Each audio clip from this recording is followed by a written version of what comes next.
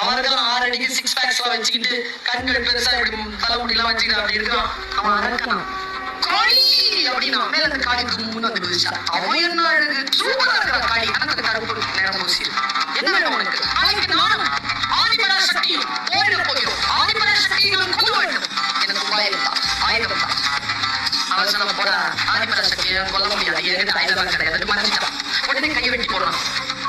சுட்டு வந்தா மக்கள் நாட்டுலாம் செய்யாதடா, எனக்கு லாஸ் ஆகண்டா, செய்யாதடா. நீ சொல்ல செத்துறான் அப்படி சொல்றா.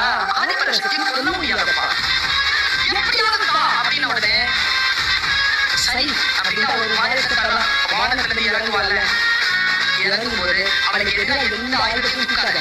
அவள் இறங்கி வந்து நின்ன உடனே அவளுக்கு முன்னால கெட்ட வார்த்தை பேசு.